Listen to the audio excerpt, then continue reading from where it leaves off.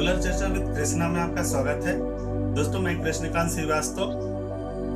दोस्तों आज हम बात करेंगे एक्सेल सीट में बने हुए of grid system designing tools के बारे में। इस एक्सेल सीट के सपोर्ट या हेल्प से आप लोड कैलकुलेशन करके और उसके अकॉर्डिंग इन्वर्टर, बैटरी और मॉड्यूल की साइज या कैपेसिटी निकाल सकते हैं।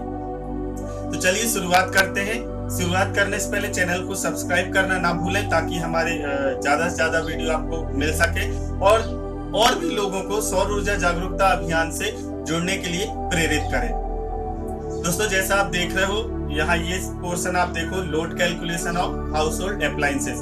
हमने पिछली चर्चाओं में जाना है कि जब हमें ऑफ ग्रिड सिस्टम डिजाइन करना होता है तब हमें बहुत सारी जानकारियां जो बहुत ही इंपॉर्टेंट होती हैं, है ना, जिनके ऊपर हमारे सिस्टम की परफॉर्मेंस डिपेंड करती है, हमें चाहिए। जैसे हम क्या क्या लोड चलाना चाहते हैं, एसी चलाना चाहते हैं या डीसी होता है, कितने आवर का हमें बैटरी बैंक चाहिए ताकि हम बैकअप जब हमें जरूरत हो तो हम यूज कर सके बैटरी पे। उस बैटरी को चार्ज करने के लिए कितना सोलर लगेगा, क्या इन्वर्टर रेटिंग होगी, ये सारी चीजें हम इस एक्सेल जो टूल है इससे निकाल सकते हैं। तो चलिए शुरुआत करते हैं। जैसे आप ये देख रहे हो LED bulb, tubelight, fan, CFL, ये नॉर्मल अप्लायंसेस हैं जो हमारे घर में उपयोग होते हैं। बट इसके अलावा भी यदि आप कोई अप्लायंसेस इसमें यूज करते हो तो आप उसे यहाँ फिल कर सकते हैं। ये जो दिए हैं इंटीरियर अप्लायंस, ये मैनुअल है, बाकी हम इसमें एडिटिंग नहीं कर सकते। तो एलईडी बल्ब सपोज मेरे पास 20 वॉट है, मेरे घर में मैं 5 यूज करता हूँ, है ना।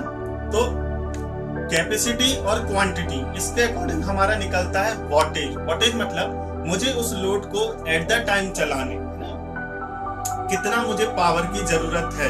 तो ये देखो आप, कैपेसिटी 20 वॉट, क्वांटिटी 5 थी तो 20 गुणे 5 हो गया 100 वॉट। मतलब मुझे मिनिमम 100 वॉट जब मेरे पास पावर रहेगा तब ये लोड मेरा एक साथ चल पाएगा, है ना। और यूजेस पर डे जो होता है दोस्तों, ये होता है पूरे एक दिन में मुझे कितना, एक दिन में 24 घंटे में मैं कितने आवर मेरे इस लोड को चलाऊंगा। 1 घंटे चलाऊंगा पूरे, है ना, 20 एलईडी जो है, 20 वॉट के 5 एलईडी हैं, या मैं 2 घंटे चलाऊंगा या 24 घंटे चलाऊंगा। तो मुझे जो भी चलाना है मैं इधर उसे फिल कर दूंगा। सपोज मुझे ये 10 घंटे चलाना है तो ये आप देखो मेरा जो टोटल एनर्जी है ये 1000 वॉट हो जाता है, वॉट आवर। 20 वॉट का मेरा एलईडी बल्ब है, मेरे पास 5 बल्ब है, मुझे पूरे दिन में 10 घंटे चलाना है, तो मेरी जो टोटल एनर्जी मुझे रिक्वायर्ड होगी उन 20 वॉट के 5 बल्ब को चलाने वो हो जाएगी 1000 वॉट आवर। इसी प्रकार ट्यूबलाइट है, मेरे पास सपोज 9 वॉट का ट्यूबलाइट है, मेरे घर में 5 है या 2 ही है और मैं उन्हें 5 घंटे यूज करता हूँ, तो आप देखो 18 वॉट हो गया ये मेरा लोड, ठीक है। और जो एनर्जी है मुझे एक दिन में इन्हें चलाने के लिए वो चाहिए सिर्फ 90 वॉट आवर। फैन है, हम 60 वॉट फैन ले लेते हैं, मेरे पास एक फैन है, ये मेरा 12 घंटे चलता है, तो ये 720 हमारी एनर्जी हो गई वॉट आवर, और वॉट जो लोड है मेरा वो 60 वॉट हो गया। ऐसे ही आप सीएफएल फिल कर सकते हैं, टेलीविजन है, एलईडी है, सेट टॉप बॉक्स है, कूलर है मेरा, जितने भी वॉट का हुआ। दोस्तों वॉट कभी कभी हम जो काम कर रहे हैं ऑलरेडी वो लोग पूछते हैं मुझसे कि सर हम किसी भी लोड का वॉटेज कैसे निकालें, या कैसे पता चलेगा कि ये जो लोड मेरे क्लाइंट के यहाँ है ये कितना वॉटेज लेता है। तो दोस्तों इसका कोई बड़ा कठिन काम नहीं है। या तो आप लोड पे उसका वोल्टेज और करंट निकाल लीजिए और P बराबर VI से उसका वॉटेज निकाल लीजिए, ठीक है। या आप डायरेक्ट उसमें एक वॉट मीटर लगा के भी लोड का वॉटेज कितना ले रहा है वो ये आप कैलकुलेट कर सकते हैं। आजकल हमारे घरों में जो एमपीवी के या ग्रिड इलेक्ट्रिसिटी बोर्ड के जो मीटर लगे हैं उनमें भी हमारे घर का जो एट द टाइम का लोड है ये दिखाता है। तो आप चाहो तो जो जो लोड आपको सोलर पे करना है आप उसे ऑन करके एनर्जी मीटर पे भी देख सकते हैं कि अभी इस समय एट द टाइम घर में कितना लोड चल रहा है। ये नहीं है तो आप क्लैंप मीटर से निकाल सकते हैं, आप वॉट मीटर उपयोग कर सकते हैं, या ये भी नहीं है तो फिर उस जो आपने अप्लायंसेस है उसके मॉडल के अकॉर्डिंग आप नेट पे भी सर्च कर सकते हैं। बट कभी कभी क्या होता है, नेट पे जो होता है वो स्टैंडर्ड पावर रेटिंग होती है, लेकिन जैसे पंप है तो जब ज्यादा पुराना हो जाता है पंप तो जो उसका स्टार्टिंग करंट या रनिंग करंट होता है वो भी बढ़ जाता है ना। कभी ड्राइनेस ज्यादा हो गया, लोड ज्यादा हो रहा है उसके ऊपर, उसके कारण भी जो उसका स्टार्टिंग करंट है वो बढ़ जाता है। तो मैं तो यही सजेस्ट करूंगा कि आप क्लैंप मीटर का उपयोग करें, उससे आप प्रॉपर निकाल सकते हैं कि मेरा जो लोड है वो कितना मुझे लगेगा।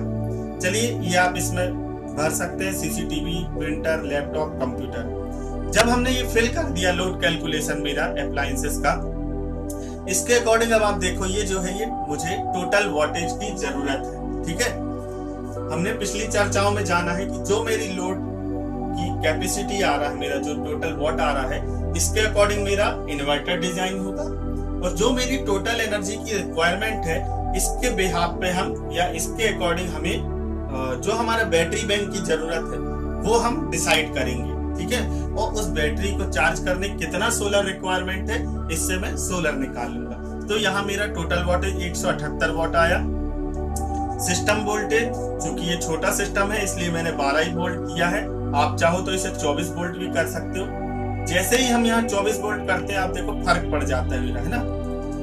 वोल्टेज से हमारा जो बैटरी बैंक है उसकी साइज पे कोई जो इफेक्ट है वो नहीं होगा दोस्तों। सिर्फ जो आपका ये वोल्टेज में जैसे ही चेंज करूंगा तो आप देखो ये जो number of battery in series है ये बदल जाती है। देखो आप यहाँ 2 है, देखिएगा जैसे ही मैं यहाँ 12 करता हूँ ये मेरी 1 हो गई, है ना। तो कितनी बैटरी मुझे सीरीज में लगाना होगी ये मेरा डिपेंड करेगा मेरे सिस्टम वोल्टेज पर। और सिस्टम वोल्टेज मुझे कैसे मिलेगा, ये मुझे मिलता है जो मैं इन्वर्टर सेलेक्ट कर रहा हूँ उसका क्या सिस्टम वोल्टेज है इस पे। तो जैसे मैंने यहाँ 12 वोल्ट कर दिया, ये जो आपको इन्वर्टर एफिशिएंसी दिख रही है, देखो आप जैसे मैं इसे 12 करता हूँ तो आप देखोगे कि मेरे इन्वर्टर साइज पे कोई भी जो इफेक्ट है वो नहीं हो रहा है। इन्वर्टर साइज जो है मेरा ये टोटल वॉट के अकॉर्डिंग ही है। मुझे 178 वॉट जो है इसे चलाने के लिए 213.6 वॉट का इन्वर्टर लगेगा, बट राउंड फिगर में जो मार्केट में अवेलेबल है वो 300 वॉट का इन्वर्टर आपको उपलब्ध होगा। यदि मैं ये इन्वर्टर साइज 15 भी कर देता हूँ तो आप देखो मेरे इन्वर्टर पर कोई फर्क नहीं पड़ा। क्यों? क्योंकि ये जो साइज है या ये जो एफिशिएंसी है दोस्तों, ये मेरा इन्वर्टर, ठीक है, मेरा इन्वर्टर मेरा बैटरी बैंक चार्ज करते समय कितने लॉसेस करता है ये उसके लिए है ना। आप इसे ऐसे भी कह सकते हो कि जो उसमें चार्ज कंट्रोलर यूज हुआ है उसकी कितनी एफिशिएंसी है, वो कितना लॉसेस करेगा, ये वो चीज है। आप चाहो तो यहाँ मेरे चार्ज कंट्रोलर की एफिशिएंसी भी फिल कर सकते हैं। तो इस पे क्या चीज डिपेंड करती है, जैसे यहाँ मैं 0 कर दूं, आप देखो मुझे जो बैटरी बैंक है वो 2262 वॉट है ना। लेकिन जैसे ही मैं यहाँ 10 करूंगा दोस्तों, ये देखो ये आपका 2488 हो गया। मैं यदि इसे 15 करता हूँ तो ये आप देखो 2601 वॉट आवर हो गया। मींस मेरा बैटरी बैंक को चार्ज करने में और डिस्चार्ज करने में कितना लॉसेस होगा ये वो चीज है ना। मेरे यदि सपोज मैं इसे 0 ही मान लेता हूँ, ठीक है, तो मैंने 2200 वॉट आवर का बैटरी बैंक उपयोग कर लिया। लेकिन आप जानते हो कि बैटरी चार्ज करने में साथ ही साथ जब मैं बैटरी से, क्योंकि बैटरी डीसी है, इससे जैसे ही एसी पावर बनाऊंगा और मेरा लोड चलाऊंगा तो कुछ लॉसेस होगा कन्वर्जन में, डीसी टू एसी है ना, या एसी टू डीसी करने में मेरा लॉसेस होगा। ये वही लॉसेस है। तो हम ये हमेशा 15 से 20% लेकर ही चलते हैं। आप 15% लेके चलिए, इसके अकॉर्डिंग आपका टोटल रिक्वायर्ड जो बैटरी बैंक है वो 2601 वॉट हो गया। इस बैटरी बैंक के लिए यदि मैं 12 वोल्ट की 150 एच बैटरी उपयोग करता हूँ तब मुझे कितनी बैटरी लगेगी, 1.45 नंबर बैटरी लगेंगे। मतलब 1.5 से आप 2 बैटरी उपयोग कर सकते हो। 12 वोल्ट मेरा सिस्टम वोल्टेज है तो मैं एक बैटरी ही सीरीज में लगाऊंगा। यदि मैं यहाँ 2 बैटरी उपयोग कर रहा हूँ तो मेरा सिस्टम वोल्टेज तो 12 है, इसका मतलब मेरी लिमिटेशन है कि मुझे एक ही बैटरी रखना पड़ेगी, है ना। तो फिर आप क्या करोगे, यहाँ 1+1 का पैरेलल आप कनेक्शन बनाओगे, तब 2 बैटरी आप उसे पैरेलली जोड़ के ये जो आपका रिक्वायर्ड बैटरी बैंक है ये आप पा सकते हैं। अब इस बैटरी बैंक को चार्ज करने के लिए मुझे सोलर कितना लगेगा वो आप यहाँ फिल करोगे।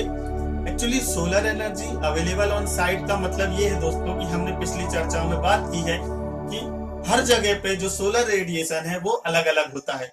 कुछ जगहों पे 3 होता है, कुछ जगह पे 5 होता है, ठंड के दिनों में कम होता है, बरसात में भी कम होता है, गर्मी के दिनों में बहुत अच्छा होता है क्योंकि खुले दिन होते हैं। तो यदि मैं यहाँ 5 करता हूँ तो आप देखो जो मेरा टोटल रिक्वायर्ड सोलर एनर्जी है वो 598 वॉट आता है। लेकिन यदि मैं इसे 3 कर देता हूँ तो आप देखो मुझे लगभग 1000 वॉट का सोलर लगाना पड़ेगा, है ना। चूंकि 1000 वॉट है पूरे दिन में, यदि वो 3 यूनिट दे रहा है तब वो मेरे इस 2600 वॉट आवर की बैटरी बैंक को चार्ज कर पाएगा। ठीक है, तो आप यहाँ फिल कर सकते हैं। जैसे ही मैंने फिल किया, यहाँ मैंने सब कुछ 4.5 किया जो स्टैंडर्ड होता है, ये मैंने ले लिया। तो मुझे लगभग 650 वॉट के सोलर यूज करना पड़ेंगे। और जब मैं सोलर मॉड्यूल जो है 320 वॉट का उपयोग करता हूँ तो मुझे लगभग 2 से 2.5 मॉड्यूल, 2.5 तो होता नहीं है, तो 2 से 3 मॉड्यूल उपयोग करना पड़ेंगे ताकि मैं आपका ये कर सकूं। ठीक है, इतना प्रॉपर सोलर जो मुझे जरूरत है वो कर सकूं। आप इसे बदल भी सकते हो, क्योंकि मैंने इसे लॉक कर दिया सीट को, इसलिए आप जब इसे अनप्रोटेक्ट करेंगे तो आप यहाँ पास 320 की जगह 250 भी कर सकता हूँ। तो जैसे ही मैंने 250 किया, आप देखो 2.66 नंबर मॉड्यूल हो गया। यदि मैं यहाँ 200 कर देता हूँ, आप देखो मुझे लगभग 3.5 मॉड्यूल लगने लगते हैं। मीन्स हम सिंगल मॉड्यूल क्या हमें मार्केट में अवेलेबल है उसके अकॉर्डिंग हम जो हमारा टोटल रिक्वायर्ड है उसके डिवाइड 1 मॉड्यूल कर देंगे वॉटेज, तो मुझे नंबर ऑफ मॉड्यूल मिल जाते हैं। तो ये हो गया आपका लोड कैलकुलेशन के अकॉर्डिंग। आपने इन्वर्टर भी पता कर लिया मुझे कितना लगना है, बैटरी बैंक मुझे कितनी जरूरी होगी मैंने वो भी कैलकुलेट कर लिया, और उस बैटरी बैंक को चार्ज करने मुझे कितना सोलर रिक्वायर्ड होगा ये आपने एक ही जगह एक एक्सेल शीट में सिर्फ लोड फिल किया है आपने, और आपको पूरी चीजें मिल गई। दोस्तों कई बार होता है कि हमें एग्जैक्ट कस्टमर नहीं बता पाता कि वो कितना लोड यूज करेगा या कितने घंटे उपयोग करेगा।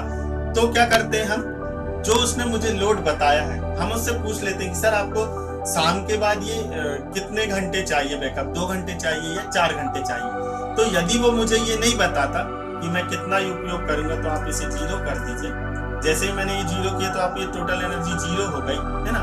बैटरी बैंक भी 0 हो गया, है ना। इन्वर्टर यूज होगा तो वो तो है।